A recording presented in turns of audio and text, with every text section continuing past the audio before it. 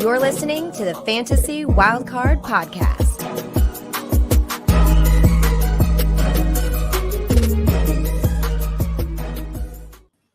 Hello and welcome to the Fantasy Wildcard Dynasty Show. I'll be your host this week, Matt. You can follow me on Twitter at MattFFDynasty. And with me as always is my brilliant co-host, Kev. You can follow on Twitter at Dynasty_Go. Kev, how are you doing? Matt, I'm doing absolutely fantastic. Thank you very much. Yeah, we had the combine last weekend and it's been fun to see the overreactions to most of the stuff we already knew anyway. But yeah, it was good to get some final figures for sort of almost complete rookie models, etc. like that. So that's been good. I also had some really nice personal news this week of joining DLF as a writer. So that's something a little bit different to this. It gives me a chance to be creative in another way, but we know this show's my bread and butter. This is what I live for and breathe for. So yeah, looking forward to tonight's show. We've got an amazing guest. We've got an interesting show as well. So looking to dive straight in and welcome on a hero. Absolutely, you've set it up lovely from there, Kev. Sadly, no Ali this week, but like Kev mentioned, we've got a brilliant guest to fill in for Ali. And to be honest, we're making the threesome even better, aren't we, with this amazing guest we've got coming on. He is the host of the Guru Fantasy World podcast, creator of the Guru Fantasy World Patreon, and the Dynasty Titan Guru himself. I mean, this is getting me all hot and bothered because you know I love me some Titans. So we give a warm wildcard welcome to David Gautieri, who you can follow on Twitter at Guru Fantasy World. David, welcome on. How are you doing? I'm doing great, guys. Thanks for having me on. This is going to be the first UK-based podcast I've joined on, so I'm looking forward to that. Hopefully I can understand you guys at the time, and I'm not saying, what did you just say? So that'll be fun. I'm looking forward to it. No, it's an absolute pleasure having you on, David. And yeah, we're honoured to take your virginity and joining the Brits on a podcast. We promise to be gentle with you, and hopefully, yeah, like you say, you can understand us for the most part. But like I say, a lot of this is going to be you telling all the listeners all your knowledge about this upcoming free agency class. And as I say, that leads on quite nice to the show where we're going to be talking about the wide receivers. And obviously, having David on, we had to talk about the tight ends as well. So we're going through the wide receivers and the tight end in this free agency class. So without further ado, David, we'll kick things straight off, get to the wide receivers. Who's the first wide receiver that you want to talk about? That I want to talk about? Yeah, I mean, it's a very loose term one there, but yeah. Let's just say who we're making you talk about then. Let's just get that out of the way in general. This is an extremely poor free agent class in general. Yeah. The top two guys we're looking at are pretty much Jacoby Myers and Juju Smith-Schuster. So I put Juju first, I think, or I might have put Jacoby first, but it's basically those two in whatever order. Juju is the guy who I was a little bit higher on this past year. He's got a little bit more of a history of production than Jacoby Myers. He dealt with some issues with injuries this year. But when you look at the total line, it wasn't bad. He still put up 78 receptions, 933 yards. And this was in 16 games. He obviously, I believe, 2 games was knocked out early. So we're again looking at a guy who was pretty much about 1,000-yard receiver. Again, this was in Kansas City with the greatest quarterback in the entire universe. But right now, I would say there's a decent chance that Juju returns to Kansas City, I would say. They don't really have many other options to go after in free agency, especially when we talk about the familiarity aspect. All right, they could go after another similar Juju-type talent. But then again, you have Juju a little bit more familiar with the system bringing him back. So I would say there's a good chance he goes back to Kansas City, especially if he can stay healthy, if he can build on even just a little bit his rapport with Patrick Mahomes. We could see him be up above 80 receptions, above 1,000 yards next year. And he's going pretty cheap in Dynasty right now. Seems like a lot of people have pretty much cooled on him. So I don't mind Juju Smith-Schuster at ADP at all right now. Yeah, you something really nice there. Wide receiver 53 at Keep Trade Cut, which if I go on to page 2 of the wide receivers after the top 50, it was a little bit mind blowing. But that's with the rookies included, so it's not a surprise with the rookie hype. Yeah, you did put Jacob Myers top on the sheet, but I did switch it around because I wanted to come and talk about Juju first. So I was a bit selfish there. He's someone that I've had a ton of in Dynasty. I've sold him in some places, bought him in others. I think at that price, he's really interesting. He's proven to be a volume guy in the past in Pittsburgh. He had a pretty good season with the Chiefs on very few touchdowns, so you'd like to think that swings back the other way. I think my only concern is if he goes to a place, a bad team looking for the money, but because he's generally took a discount to stay in Pittsburgh, he took less money to go to the Chiefs, he's got a ring. Maybe the motivation is money now, which could lead to him picking a bad situation for Dynasty. But I think overall he's a great player, someone that I'm very happy to be going after at cost or sticking with at cost. And we'll see where it lands, and that will determine if it's going to be more buying or potentially selling. Yeah, I should have known that you were going to change the show sheet so you could talk about Juju. Obviously, your love for him last off season, there was no way that you weren't going to talk about Juju. But yeah, like you mentioned, I think we all got excited when he landed at the Chiefs, and I think overall it was quite an underwhelming. He started pretty hot and then kind of faded away towards the second half of the season. But maybe that second half performance in the Super Bowl, what could earn him a new contract in Kansas City, keeping him there. We know that the elite quarterback that they've got in Patrick Mahomes is always going to be great for Juju in terms of potential ceiling. We know there's competition for targets with Travis Kelce. I can't see him going anywhere anytime soon, despite getting up there in age. He's still looking dominant at the position. And he is basically the wide receiver one there. He's got a tight end label on him, but he is the wide receiver one in Kansas City. So, I think maybe there's obviously risk there with Juju if he does stay with the Chiefs, but on the flip side of that, you can't go too far on when you're connected to the best quarterback in the NFL currently. So yeah, I'm hoping also that he maybe stays with the Chiefs and can develop on what he did his first year there. Like you mentioned, Kev, there's opportunities for him maybe to go out and think, right, I'm probably the biggest name in this free agency class. Let me go out and get the most money I can now I've got that ring. So it's going to be interesting to see how it develops over the off season. But either way, I think at the value currently, wide receiver 53, I think that's pretty good value, to be honest. And in Dynasty, he's still pretty young. It seems like he's been in the league forever, and he has been in the league for quite a while, but he is still pretty young. He was super young when he came into the NFL. I think he's still 25, 26, so plenty of years left in him. So, yeah, really interesting guy in terms of Dynasty, and as I say, that value. It feels pretty good. David, what do you think that wide receiver 53, would you be happy to pay that kind of value to get Juju? Yeah, in a startup especially, I think the real kind of question is going to come down to what kind of rookie pick are we willing to pay. Yeah. I don't think I'm paying more than like 209. Like I would probably cash in Juju for like 208. I think I can get probably one of the tight ends in Kincaid or Laporta, who I really like. I think they got a lot more upside to gain value in the market. A guy like Marvin Mims, who's as a rookie, I think you're going to see him go in that middle to back half of the second round of rookie drafts. Again, he's Marvin Mims, an early declare. He's a guy who's a true freshman breakout. He's going to get drafted in the first 3 rounds. Very good combine, 4.38 40, 39.5-inch vertical. I would turn Juju or Jacoby into Marvin Mims if he was on the clock. But if we're talking like 209, 210, 212, I don't really have any issue paying that for Jacoby. I think you're going to get it. We're going to still have some good running back profiles in that range, but probably it's going to be the ones who are in bad situations. So if you're looking for like a contending depth piece like Jacoby Myers, if you want to pay like 212, I'm fine with that. Juju, I probably, it's hard for me to pay any two just because I don't know that the market values his name like that. And I just feel like you probably don't have to pay more than like 301 for a Juju. Yeah, definitely. And as the hype continues to grow with these rookie picks, I'm sure you can get that done potentially after the NFL draft when the hype's probably going to hit the peak when we see all these landing spots and the draft capital. Yeah, I think that could be a perfect time to maybe go out and grab a Juju if you are a contending team. But yeah, you mentioned Jacoby Myers a little bit there, David. Do you want to elaborate a little bit more on Jacoby Myers? Where do you see him landing? What do you think his dynasty outlook can be moving forward this offseason?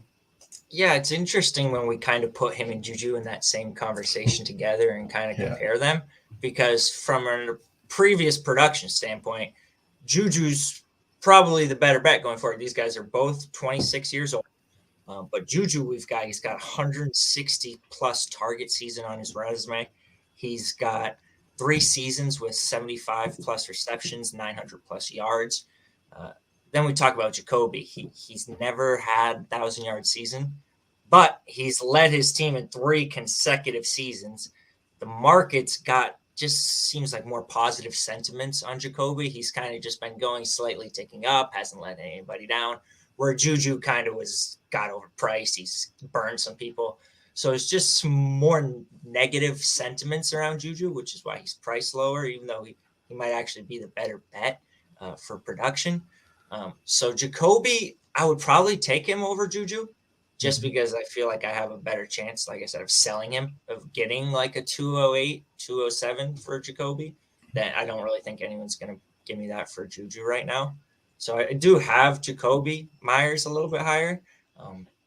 You know what you're getting in Jacoby at this point. Like he's going to be probably a fantasy wide receiver 3. He's probably going to be above 800 yards, but he's probably not, if he goes to 1,000, probably not too much above it.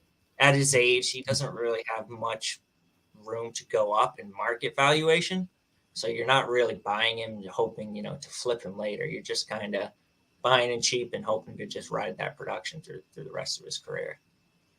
Yeah, I think at the moment there's quite a bit of hype around Jacoby Myers. I mean, I'm not saying he's a superstar or anything, but I think just because of what he's done in New England, being that target hog there, I think people think that he's maybe better than what he actually is because he was obviously an undrafted free agent. I think that's helped build the narrative that he's always outperformed what you expected from him because he was that undrafted free agent, because nobody expected too much from him. And then going into New England and basically being the wide receiver one there for the last couple of years, I think that's getting people a little bit excited over him, and maybe I'd temper expectations because I think he's basically been the only option really in New England for the last couple of years in terms of targets, and hence a lot of his production has been through targets rather than the yards, like you mentioned, David. I think he's been great in PPR with the receptions, but like you said, the yardage has not really wowed anybody. And I just have my concerns that if he goes to another offense and he isn't that wide receiver one there, that target monster that he has been for the last couple of years, then I mean, what we've seen already is high wide receiver 3 numbers, like you mentioned.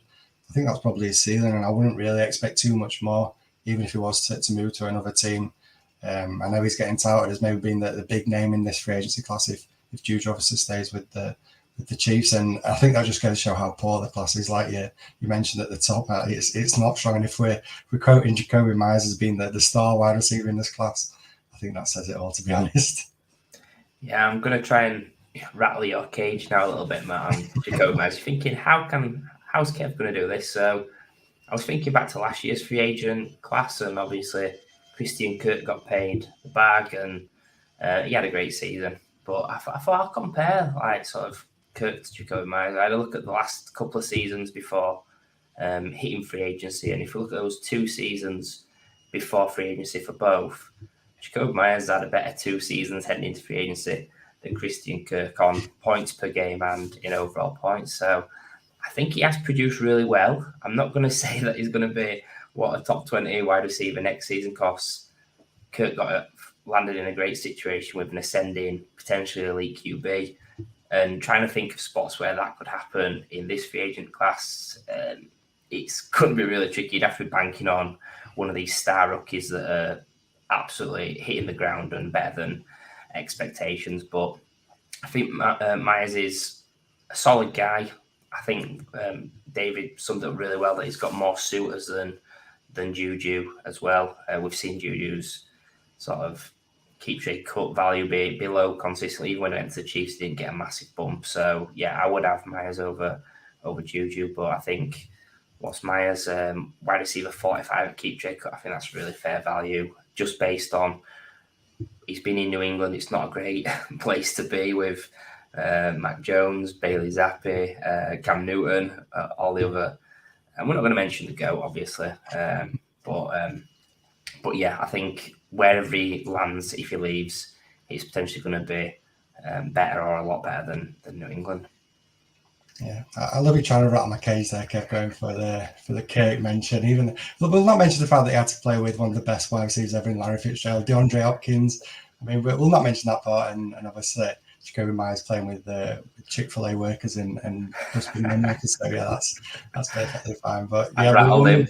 Yeah, you've got me. You fucked me. You've got me. But we better move on then. And this is not going to make me feel any better because we're going to be talking about one of your favourite wide receivers, Kev. David, who's the next wide receiver we're going to mention here? Next on the list, I believe we've got DJ Chark. We do.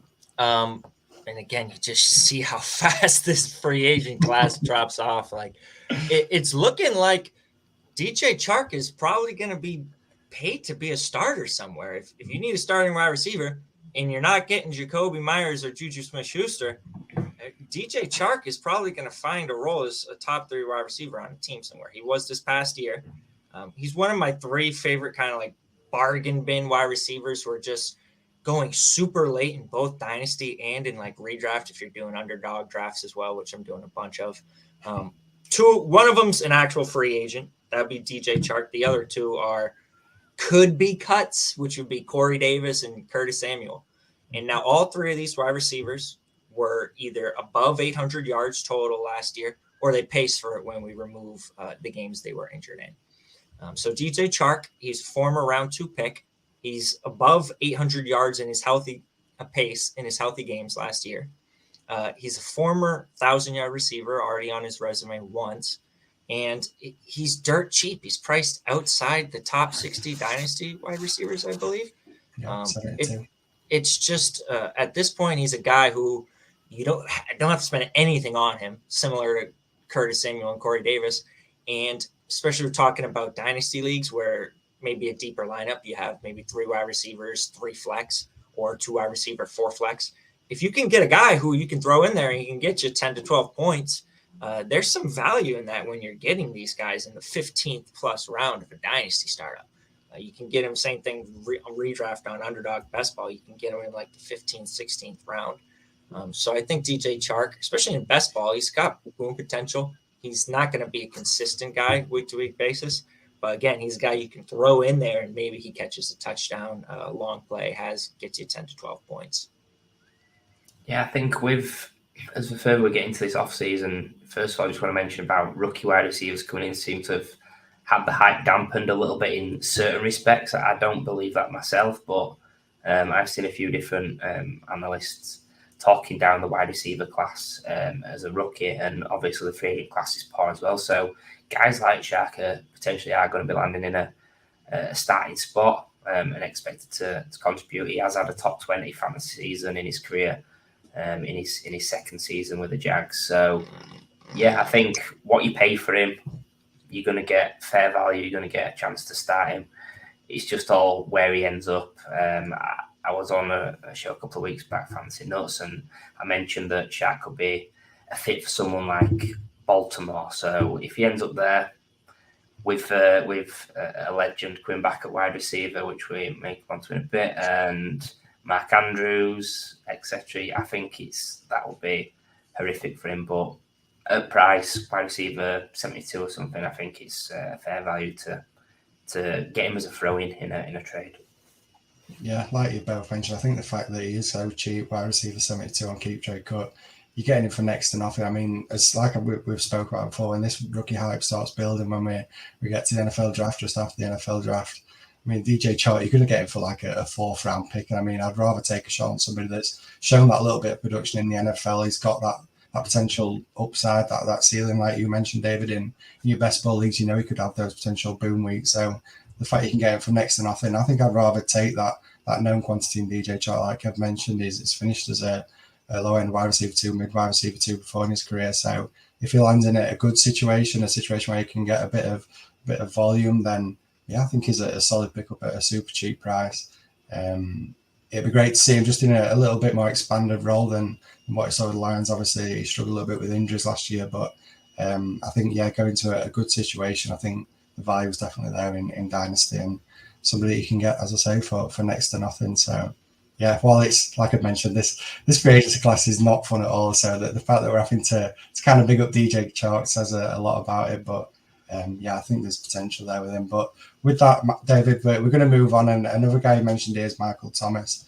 And I think this is a really interesting one. So tell us a little bit more about Michael Thomas and his situation moving forward. Yeah, I'm not sure he's actually technically a free agent right now, but he obviously has a huge cap hit. And I believe they're going to have to make a decision basically on whether they're going to retain him, they're going to work out some sort of restructured contract, or whether he's going to hit free agency. Yeah. Michael Thomas is just he is got such a high ceiling when he's on the field. At this point, he's played 3 games in the past 3 seasons, pretty much 2.5 seasons, and he just hasn't been on the field. He's dealt with multiple injuries, but even this year, in the 3 games he played, he averaged 17 points per game. Mm-hmm. This is a guy who had 4 straight wide receiver 1 seasons to start his career, I believe. I'm not sure about rookie, but he had 3 straight after that. Mm-hmm. Wide receiver 1, and then obviously the injuries caught up. But he's never not been a wide receiver 1 when he's on the field, and we could just be getting end of career Julio Jones. That's a possibility. And all right, maybe he's just not worth anything anymore. But as far as guys who actually produced 15 plus points per game last year and are priced outside the top 150 picks in Dynasty, we've got James Conner and Michael Thomas. That's it. 2 guys who averaged over 15 points per game last year and are way outside the top 150 picks. So you're not spending anything to add Michael Thomas to your team right now. If you're buying him in a rookie pick, what do you have to pay? A mid to late 3? Might even be able to get him for a 4 once rookie drafts are actually on the clock. And we all know the hit rates of rookie 4s, if you've been playing Dynasty for any decent amount of time, is not a very high hit rate. So if you're a contending team, instead of just throwing a dart at someone who's probably not going to hit, you could throw it at Michael Thomas, who really all we need is him to be on the field, him to have some form of health. And if he does hit free agency, well, it opens up some options. What if he wants to go rejoin Sean Payton in Denver? What if Kansas City wants to take a flyer on? We know they're fine taking flyers, especially these cheap flyers. There's not a lot of other options for agency. What happens if he goes to a good spot and his value it can't really go any lower? So I like Michael Thomas at cost. I'm going to just keep wasting late picks, if that's what it is, until he retires. I don't want to have 0 Michael Thomas just in case he does get healthy and play and put up a season. He's 30 years old. Cooper Kupp's 30 years old. If this guy's healthy, there's a chance he's giving you some pretty decent weeks this season. So I think at cost, especially when you're managing a larger portfolio, you want to have at least a little bit of Michael Thomas. Oh, David, that got my blood flowing. I'm an absolute lover of Michael Thomas. So for you getting hyped there, that got the blood pumping a little bit. Yeah, like you mentioned, I fully agree with you, Kev. Even last off season, I was banging the drum. I was getting Michael Thomas everywhere. I think he was going wide receiver 35, 40, and now when you're looking at Keep Trade Cut, wide receiver 77. He's lower than DJ Chark. He's wide receiver 77 on Keep Trade Cut. That is stupid. It's ridiculous. I don't get that at all. Like you mentioned, David, I'm grabbing him everywhere. Any startups I'm doing now, I'm picking up Michael Thomas at a super discount because, like you mentioned, it was only 3 games. There's obviously risk attached with the injuries. He's getting towards the back end of his career, but those 3 games, just those 3 little games at the start of last year, it dragged me straight back in again. I was thinking I pulled a master stroke last off season, getting him at a discount. Obviously went down with the injury, but those 3 games have pulled me back in, and I'm fully with you, David. I can see it if he stays in New Orleans with the Saints. I think that's going to be great. I've heard mentions that he was part of the backing of getting Derek Carr to go over to the Saints. He was kind of pushing to get him there. I've heard that he's been on the phone to Derek Carr saying, "Come on, what we're doing? Why aren't we out there getting some reps in already?" So it feels to me like he does want to stay with the Saints. I think they've already restructured his contract, so maybe that's pointing towards him staying with the Saints. I'm all for it. Let him be there. Chris Olave is gonna be that shiny toy that everyone's going to get excited about, and rightly so, because he is an absolute beast. But that's going to take a little bit of pressure off Michael Thomas as well, and I think that's perfect, to be honest, with the guy getting up there in age but going under the radar. I don't think there's any better wide receiver, to be honest, in Dynasty right now that I'm looking to get at such a discount. So, it's fun. Sorry to cut you off. It's funny you use that saying. Let's keep going. I started watching The Sopranos, age 29. I said, I got to watch the show. Everyone says it's the greatest show of all time. And they use that saying all the time. Just when I thought I was out, they pull me back in. Absolutely. So that's immediately what I'm thinking of. Love it. Yeah, when I saw Michael Thomas, I thought, oh, Matt's going to love this one. And I think he was harsh on himself, Matt, because he obviously was high on him, and then he started off great.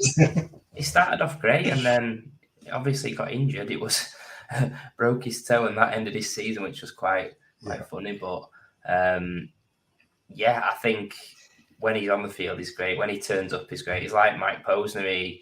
He drops a banger, goes missing for 6-7 years, comes back, drops another banger, goes missing again. So, yeah, if this is a return, if he's on the field, absolutely agree with David. Spend a late third, a fourth round pick and get him on your championship teams, because we know what his ceiling is when he's on the field. And I think with the Saints would be great, but if he does become a free agent and go meets up with Sean Payton again, there's been rumours of Cortland Sutton getting traded. That'd be pretty sexy as well. Absolutely. And with that, we've got one final wide receiver we're going to talk about. We spoke about one aging wide receiver that's a superstar in the NFL. This is another one. This is close to Mount as well, David, talking about a former New York Giant wide receiver, Odell Beckham. Come on, let's finish off the wide receivers on a strong point here with Odell Beckham. Yeah, it's funny, again, when you put him and Michael Thomas in the conversation. It's kind of interesting how he's kind of leapfrogged Michael Thomas in the dynasty market. And this is when he did nothing. He missed the whole year from an ACL injury. And now I saw him go in the 11th round of a startup that I'm currently in, Odell Beckham. Wow. He is basically Michael Thomas, except when he was on the field recently, he hasn't been as good. So it seems right now like he's got a better market. At least like more teams will be interested in him than they would be Michael Thomas. At least that's just the sense I'm getting, is that Odell Beckham has a decent free agent market. We'll see where he goes. I would be more confident in Michael Thomas producing on the field, if he's on the field this next year, than I would be in Odell Beckham. Nothing against OBJ, but he just kind of seemed to have fallen off when he was on the field a little bit towards the end of his career. Just not quite as productive as Michael Thomas was when he was on the field. And obviously Michael Thomas has got the injuries, but it's not an ACL injury. So I think I would rather target Michael Thomas, especially at cost. I don't see any justification for Odell Beckham having left Michael Thomas in dynasty value. Yeah, I think with OBJ, you've got to think there's lots of Cowboys and Giants fans in your leagues. There'll be a Matt in each league that still has that affinity to OBJ and his time there. Personally, I'm off OBJ till he shows me a little bit more. I know he had that little stretch in the Super Bowl, which I think that was his last game, was it, before the injury? It's been that long ago. So vividness bias plays into that his last game he was killing it, and then he got that unfortunate injury. What is he, over 30 now? He's coming off a long-term injury. He could have joined the team last season, but he didn't. So kind of worry what his motives are. Is he going to end up in Dallas, which is strongly rumoured? I think he should, because it'd be hilarious to play the Giants and the Eagles again. And yeah, I'll be all for that. But yeah, OBJ, I think he is someone that's got more name than game at this stage. So yeah, I think he has got a... I'm off him. Yeah, I said I love OBJ, and I obviously do love Odell Beckham. What he did with the Giants was amazing. But from fantasy, I'm not letting that get in my way of my view on Odell Beckham. I don't think fantasy is somebody that I'm going to get too excited about, for the reasons you both just laid off. The fact he's coming off that ACL injury, there's a lot of risks attached to Odell Beckham. I just don't think he's shown that productiveness towards the back end of his career these last couple of years when he has been on the field. And like you mentioned, the Super Bowl game, he was looking fantastic in that game before he got injured. And I think that's the Odell Beckham people have got in their minds, but forgetting about what we've seen from him the whole year before that when he was with the Rams. I know he was kind of hotting up towards the back end of that season, but there's just too much risk for Odell Beckham. I think his value on Keeptrade Cut, it actually says he's 101 on Keeptrade Cut, so that feels ridiculously low. But like you mentioned, David, if people are taking him in the 11th round of Dynasty startups, and I fully agree with you, I've seen it all over Twitter, everybody's still talking about Odell Beckham, so I'm not fully sure I believe that value on Keep Trade Cut, but I wouldn't be willing to pay too much for him. But I do love Odell Beckham, so I'm hoping he comes back and just makes a few more of those big plays. I mean, is that spectacular catch kind of guy. If you're on Madden, he's got that 99 rating on the spec catch, because he is one of the best catchers of the ball in the NFL. But yeah, for fantasy, I'm not falling for it. I'm not getting back in, not to the same level as Michael Thomas. Anyway, that is for sure. But David, we've put you through enough there with the wide receivers. We even have to talk about guys that aren't even potentially going to be free agents. That's how bad the free agency class is. So we're going to move on to now the part that I know you've come on for, really, David. This is the one you've been waiting for, the tight end. So we'll kick things straight off with Dalton Schultz, a guy that Kev's going to love talking about here.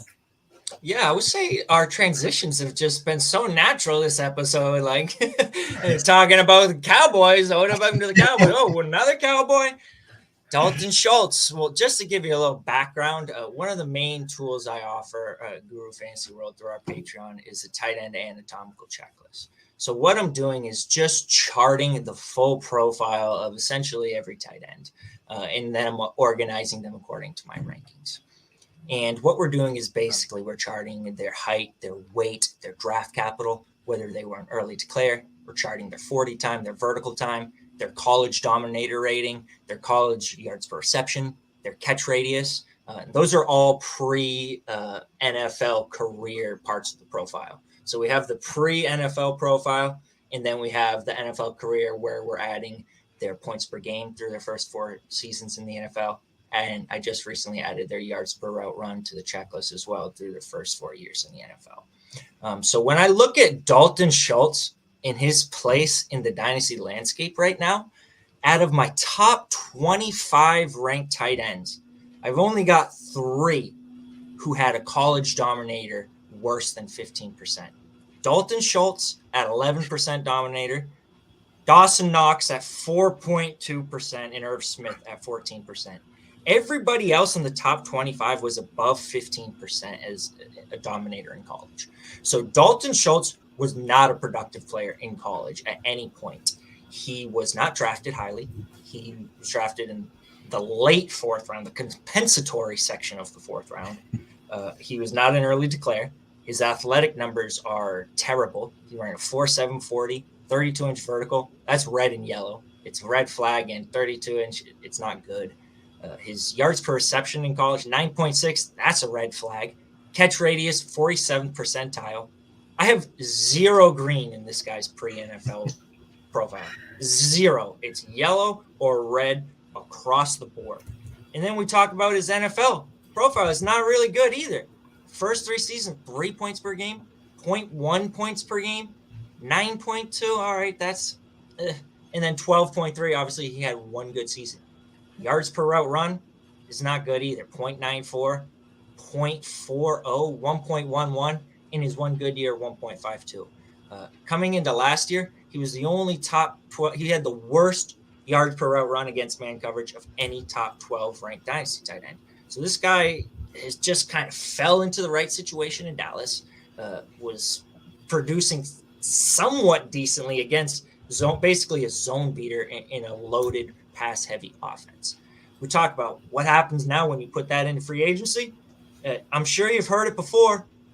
It's very likely he goes the route of Austin Hooper, who's a guy who kind of the same thing, was not drafted highly, not a good athlete, not overly productive in college, had a good season with Atlanta in a high-volume passing offense. What happened when he got paid and went to Cleveland? Obviously fell off the map. Value went into the tank. So I see that with Dalton Schultz a lot, especially we talk about Dallas's cap space. Like they might be bringing back Ezekiel Elliott. They're going to have to pay some other players as well. They just franchise tagged Tony Pollard. And then we talk about when Schultz was out this past year, Jake Ferguson and Peyton Hendershot, they didn't play too terribly. So it's looking extremely, extremely likely like Dalton Schultz is leaving Dallas. Like they're not going to pay him what he's going to demand on the free agent market. And kind of talk about Austin Hooper. Schultz is probably going to get paid by somebody. Like somebody's going to give him probably $30+ million. And he might even get a value bump in Dynasty when he gets that contract. Because we talked about Austin Hooper. His value actually went up when he went to Cleveland before it went down in season. In the offseason, went up because he got paid a lot. There wasn't a lot of perceived competition where he was. And people just kind of got excited again. It's a little different with Schultz because he's not coming directly off that good season. He's coming off we went down and now he's going into free agency. But I can see potentially if he goes somewhere where he gets paid and there's not a lot of perceived competition, if there's not a market for you to sell him now, you might be able to post signing. But I'm looking to get rid of Dalton Schultz either now or as soon as he signs. I do not want him anywhere on any of my dynasty teams. I think there's a lot of guys in that range you can pivot to. Like talk about a McBride, talk about a Okonkwo. If you can get McBride in a future 2, even if we're talking 2025, I don't even care. McBride in a 2025 2 for Schultz in a 25 3. I'm taking McBride in the 2, Chig in the 2 if I can give Schultz in the 3. Again, if you want to talk about the offseason, what sells? Age. We can go after a guy like Darren Waller, who I think's probably got more impactful seasons left in his career than Dalton Schultz, but he's older, so you might be able to get Waller in a future 2 for Schultz and say the 311 in this draft. You might have to kind of play on, I'll give you a late 3 in this year for a future 2, 25 years down the road, whatever the hell it is. But I'm looking to get out of Schultz into another tight end I like in that tier, whether it's Ingram, Waller, McBride, Okonkwo. Noah Fant, you can probably get Fant +2 for Schultz. Jelani.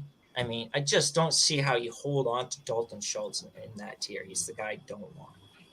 No, absolutely. This felt like that make or break year for Dalton Schultz, where we knew there was opportunity there for him with CeeDee Lamb being basically the only weapon and Gallup coming off that injury. This really was the make or break season after that impressive season the year before. And sadly, it was a break. It definitely wasn't a make for him. And yeah, like you've mentioned, I think you've absolutely nailed it in terms of the Austin Hooper comp. It feels just like that. Like you mentioned, maybe the season in between is not the exact same because he's coming off a down year. But getting that hype from that one big year, he's going to move on. He's probably going to get a decent contract. But like you've mentioned, he's never really been somebody I've been super in. Kev, I know I made a joke at the start because I know you were kind of getting in on Dalton Schultz for this year. So I think now it is, like you mentioned, David, you read it off really well. I think now is the moment to move off him while he's still got value.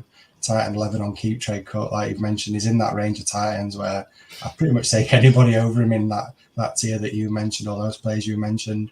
I'd love to make those kind of moves, and if you're getting a throw in as well, then that's just a bonus on top. So yeah, I think you've nailed it, David, with that.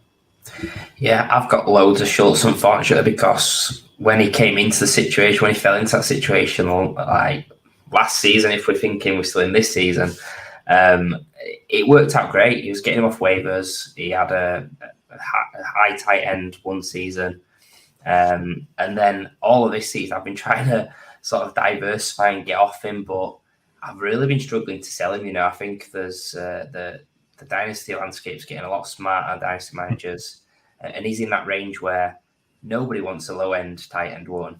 Everybody wants that top 5 or 6 as the championship winning piece. So I do hope he moves to, well, I hope he stays, but he's not going to stay. I hope he moves to someone like Houston, maybe like you mentioned, David, low target competition, going to get paid. So hoping for something like that, and then fingers crossed we can move off him, and I would love to do a deal to get Chig, no doubt. Absolutely. And with that, we'll move on to the next tight, and this is another really interesting guy, Mike Gesicki. David, what's your feeling on him and his outlook in terms of dynasty? Because obviously there was a lot of hype when he came into the NFL, but how are you feeling on him right now? Mike Gesicki is just the ultimate tease. He doesn't look terrible in certain aspects on paper. I mean, obviously, he's a fantastic athlete. He ran a 4.5, 4.40, put up a 41.5-inch vertical. He wasn't terribly unproductive in college. He had 21.5% dominator. That's not bad. But he also only averaged 9.9 yards per reception in college, which does not mesh with his athletic numbers in any way, shape, or form. It's like this guy should be generating yards at a high rate. He should be way above 9.9 yards per reception. He wasn't an early declare, but he was a second-round pick.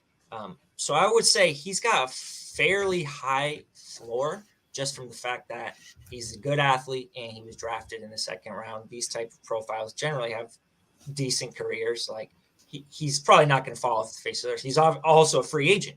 So we talk about wherever he goes, it's going to be someone who has the intent of using him in the right way. But his NFL career just doesn't really give you a lot of hope, like reason for enthusiasm. Points per game, first 4 years, 2.9, 8.5, 10.6, 9.7. It's all right, but it's nothing crazy. On a yards per route run basis, he hasn't really been efficient either. 0.93, 1.09, 1.6 in his third year. That was good. That was obviously like his best year. 1.45 in the fourth year, obviously fell off this year. I mean, I just don't really see him being more than what he is at this point in his career. He's gone further enough into his career. We know he's going to be probably a red zone weapon. He's got the ability when the matchup is right to have a big game, but would I expect consistency out of him? Absolutely not. Would I expect him to be a 1,000-yard tight end, the number 2 target on a team? I don't think that's likely. And then we talk about this class. Like we talk about some of the guys coming out, Meyer, Kincaid, Laporta, who I love. I'm not even a big fan of Washington or Musgrave. But I think you can get Laporta at the 212 or 301. I'm taking the re-roll on him, who's just as good an athlete as Mike Gesicki, better dominator rating in college, and he's just got a lot more potential to rise in the market because he doesn't have any of these negative sentiments that he's built up over years of disappointing people in the NFL. So if I can take, again, Mike Gesicki, as soon as he signs with somebody, I can turn him into the 212 and then go draft Sam Laporta. I would rather go draft Sam Laporta than to hope on Mike Gesicki transforming it in a new offense. Yeah, when you mentioned him being a tease, it got me thinking that maybe he's like a stripper. I just think that is a worry as well, that he takes the money and then you don't have me fade into the shadows. So, yeah, he's a really interesting guy athletically, but yeah, he's not done it in terms of his output. I think somewhere like Detroit would be interesting just because there's ties to the OC Ben Johnson and they're crying out for a tight end that can run routes. I think he's more of a slot wide receiver, if anything. But yeah, like I said, if he gets good spot, I will be happy to move off him. And hopefully, like you said, if you can re-roll and get one of these tight ends you like, then that'll be awesome. And what you said on Musgrave, I'm going to have to move him down now because obviously our tight end guru. And he's quite happy, man. I will say this.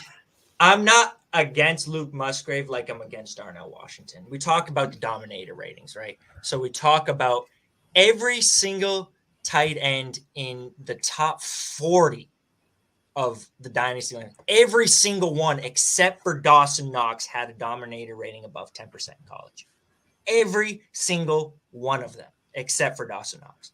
Like they showed something of the ability to produce in college. Both Darnell Washington and Luke Musgrave are above 10%. Luke Musgrave at least has the excuse that he got hurt in his final year. His first 3 years, he didn't clear 10% dominator, which is bad. That's a red flag. He's obviously a great athlete, ran like low 4.6s. He's probably going to get drafted in the first 2 rounds. And in his last year, he was off to a good start in the first 2 games. He had like 14 catches or something like that. He was on pace for above 20% dominator rating. Darnell Washington, he ain't got no excuse. He's got nothing. Everyone wants to say he's got Brock Bowers. He wasn't just outproduced by Brock Bowers. He was outproduced by Ladd McConkey, by Kenny McIntosh, who was a 5th-year senior running back, by another wide receiver, Marcus Rosemy-Jacksaint, in addition to Brock Bowers. He's never finished any higher than 5th on his team in receptions in any year. Another stat that I saw from Jax Falcone pulled it. Since Darnell Washington has signed with Georgia, there have been 89 touchdown passes. He got 3. He's got 3. 3. This dude is very much going to have a good NFL career. Let's make that clear. He is very good as a blocker. He's huge, and he's not going to get any smaller anytime soon. He profiles somewhere in between O.J. Howard and Mercedes Lewis to me. O.J. Howard was at 15% 60% dominator rating, a little bit faster. So I think he was a little bit more productive, a little bit more like a receiver than Darnell Washington. And he's had one decent season as pro. Obviously, the injuries derailed him. Mercedes Lewis, like, he was not as fast as Washington, but he was a first-round pick as well. He was actually productive in college. He's still playing in the NFL. He's played over 10 seasons in the NFL. He had a year where he caught 10 touchdowns. I could see Washington having a year where he catches 10 touchdowns and plays 10-plus seasons. It could happen. But Mercedes Lewis also has been above 600 yards one time in however dozen seasons. So Washington, I think he's going to be a good NFL player. I don't really think he's going to ever be a guy you need in fantasy at any point in his career. Musgrave, I'm scared of him because he didn't produce in the first 3 years, but he is an athlete and he was on pace to produce in the fourth year. So I at least have that to kind of give me some enthusiasm. Darnell Washington, it's just like, oh, he's huge and he ran a 4.6, 4.40. Like, that's about it. So I don't hate Luce Musgrave anywhere near. I'm just not interested in Darnell Washington. Love it. Love that. I mean, we've got David on. You know his love for tight ends, and Kev just had to drop that little bomb in there, and David just ran with it. Yeah, and I fully agree with you. I think the hype around Washington's getting a little bit crazy just because a big tight end that is athletic. But talking of athletic tight ends, Irv Smith, this one's going to kill me because I'm a known lover of Irv Smith, and he's kind of let me down over the last couple of years. Your thoughts on Irv Smith, David? I used to be.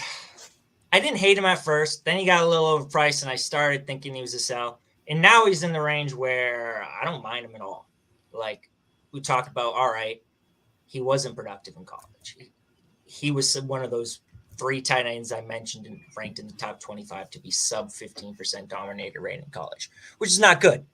But he was also a second-round pick and an early declare. He ran a 4.6, 340, averaged 16.1 yards per catch in college. So there's a lot of green there outside of the dominator rating. And he did play at Alabama. So it's like, all right, that's going to lower your dominator rating probably a little bit playing with the guys that you do at Alabama. And he's just kind of been forgotten. Had the injury. Minnesota brought in Hawkinson. And his profile is not terrible. Like 4.9 points per game, 7.6 he was hurt, and then even 6.9 this year. That's not terrible. Like, he's very similar, I would say, bet to Dalton Schultz. It won't surprise me if Irv Smith gives you more impactful seasons the rest of his career than Dalton Schultz. But he's free. So I don't mind Irv Smith. Anytime you can add a guy who was a second-round pick, early declared, decent athlete, efficient, at least in college, not so much as a pro. I don't hate him at his current price tag. What is he on KTC right now? 31, Titan 31. Yeah, that's super. That's free. Yeah. Fully with you. I mean, I mentioned my love for Irv Smith, so the fact you can get him for next to nothing is not going to help my love for Irv Smith because you can get him for such a cheap value that I'm probably going to be back in on him this year. It depends a lot on the landing spot. It would be great to see him land in a situation where he can get some targets and be that lead tight end and being a target hog in an offense. But I don't think there's going to be too many teams crying out to grab Irv Smith and pay him a big contract, so it's going to be risky. But like you mentioned, he's next to nothing in terms of value, and he's an athletic tight end. And I mean, we kind of like those guys in fantasy. If they can get on the field and make some catches, make some yards after catch, then that's great for sure. But yeah, it's going to be interesting to see where he lands. And with that, we're going to move on to the next tight end. You've gone for Foster Moreau. Dave, are you there? Oh yeah, I think I bumped my camera, so you should still be able to hear me. Let me see if looks like Aaron Rodgers. Yeah, I'm on the Aaron Rodgers retreat. Let's see. But yeah, you're back, David. We've got you. Quick one on Foster Moreau. What's your feelings on him in terms of Dynasty? Yeah, I'm just going to finish up with Irv Smith before I kind of go into just because I wanted to give a comparable, just because we talk about what sells this time of year, age, recency bias. Like talk about that range. Another guy who's almost identical profile to Irv Smith, but drafted a little later. Daniel Bellinger, who he was a 4th-round pick, late declare. He only had a 16.2% dominator rating, but he's hasn't built up any negative sentiments in the market. You can probably sell Bellinger for Smith in a late 3 or mid 3. Late 3, maybe Laporta falls to the late 3rd, and that late 3rd ends up being the most valuable pick in the deal. So I think Bellinger, not that I hate him, but again, he's nothing spectacular about his profile. Kind of like Irv, not really productive in college. 4.6, 340. I think that's an identical number. 6.8 points per game as a repeat. It's nothing crazy. So I would be looking to flip a guy like him. Foster Moreau, again, maybe he signed somewhere. We can flip him. He's talk about sub 15%. He's at 12.3% dominator in college. He was a 4th round pick, late declare. We don't really have anything good for him other than the fact he ran a 4.6, 640, 36.5-inch vertical. So he's not a bad athlete. He's a decent athlete. The yards per out run numbers, first 2 years were decent, like 1.35 for a rookie's not bad, 1.49 his second year. Then he kind of fell off, 1.12, 1.22. I think he's more of a backup. He could get paid to be a starter somewhere. Don't think that's going to change a ton for him. I'm probably, if I can sell for 301, if he signs somewhere, people think, oh, he's going to be the starter. I'll take the reroll. Give me the chance I'm getting Sam Laporta. I think you guys are starting to notice that I really like Sam Laporta a lot because I keep bringing him up every single time. He's the guy I want. I think Sam Laporta has got as good as a case as any tight end in this class to be ranked as the tight end 1. And I think he's got as good a chance as anybody to end up becoming the most valuable tight end in this class. Like, obviously, Michael Mayer has got the fact that Mayer's got a 35% dominator rating, and he was an early declare, and he's probably going to be a round 1 pick. And those are all indicators. So Mayer was just a better producer. He's early declare. He's going to be drafted higher, but he's not the same athlete. 4.7 40, 32.5-inch vertical, only 12.1 yards per reception in college. Like, he's somewhere on the Hawkinson-Freiermuth spectrum, perhaps at the top of it. I mean, he's got essentially an identical profile, exact same 40 time as Hawkinson, going to be a first-round early declared, just like Hawkinson. Height, weight, almost identical. He had a better dominator rating than Hawkinson, but a lower college yards per reception. So he's a little more productive, but probably just not as efficient. But Laporta, my God. I mean, the guy's going to be a second-round pick at this point. He ran a 4.59 40, 35.5-inch vertical. He had a good shuttle time, too. I don't even chart the shuttle, but he had a good time there, too, 4.25. He had a 25.5% dominator rating. The yards per reception, not crazy high, 12.6. I would have liked that to be a little higher. But my goodness, he led Iowa in receptions in 3 straight years. Sam Laporta has 2 separate seasons with more receptions than Darnell Washington has in his entire career. Washington had 45 receptions in his career. Laporta had 53 as a junior, 58 as a senior. So we talk about Iowa, too. They've got a track record of just spitting out these tight ends, Kittle, Hawkinson, Fant. Like, Laporta's coming out of there, too. My God, I'm just getting googly eyes for this guy, man. Like, especially telling me I don't have to draft him as the tight end 1 either. Like, you're talking about Meyer's going to be that the 1-2 turn, Kincaid in the middle of the second probably. And then Laporta is going to be at the 2-3 turn. So I've seen him going like 305 in some of these rookie mocks. Like, I'm going to have a lot of Sam Laporta at this rate that we're heading, unless he lands somewhere on draft day and everyone else starts getting googly eyes for him too. Well, I mean, if anyone's listening to this show, I think everyone's going to be getting excited about Sam Laporta there because, yeah, I mean, he's a guy that I like as well. So I'm loving that you keep singing wax lyrical about him because, yeah, I'm right there with you. But with that, we better move on to the fantasy wildcard selection that you've got for us, David. So this is the point where we get as guests to give us their pick of the guy that I think is going to increase the dynasty value the most in 2023. So, David, who's your wildcard selection? Well, I just want to give a shout out to your previous guests, whoever they were, because they covered some good ones.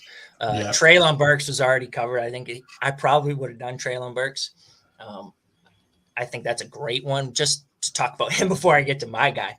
There are 2 wide receivers right now in the dynasty landscape who average at least 1.7 yards per route run on at least 200 targets and are priced outside of the top 24 wide receivers, age 25 or younger. 1.75 yards per route run. We got Treylon Burks at wide receiver 24 and Brandon Ayuk at wide receiver 27. So every other wide receiver that is 25 or younger that was averaging at least 1.7 yards per run is valued ahead of Treylon Burks and Brandon Ayuk. So they're kind of in that cohort, but they're the cheapest ones in it. And I just especially talk about the second year wide receiver. Like, there's a lot of value for the market to go bananas about Treylon Burks if he puts up even a decent wide receiver 2 finish this year in his second season. So I love that one. I think he's a great value as well. I think, like I said, Brandon Ayuk, I could have done him as well. I'm going to go with Rashad Bateman. Brandon Ayuk's a little bit higher. He's like a 7th round pick. I still think could end up as like a 4th, 5th round ADP by this time next year. Bateman's like a 9th round pick.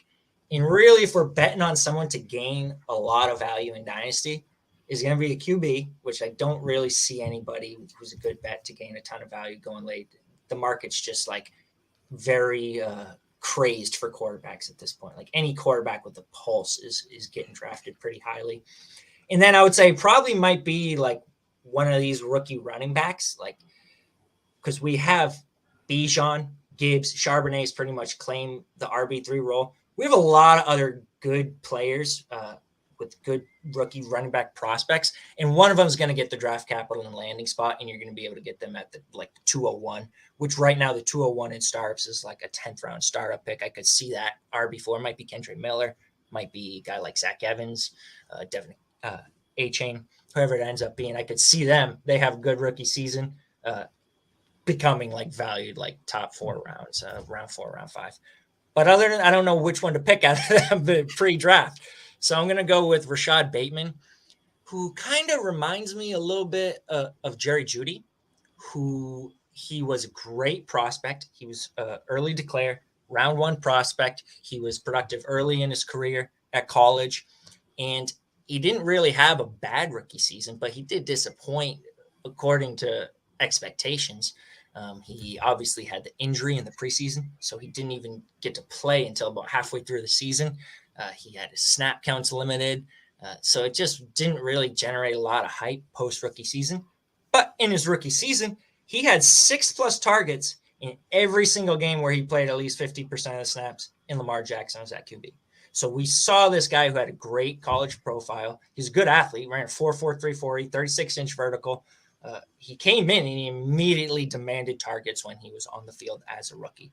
Obviously, Marquise Brown gets traded. The hype starts going up. Everyone starts saying, "Ooh, might be Bateman breakout time." And it almost looked like it was to start this past season. He kind of had a few issues with like getting a full snap count.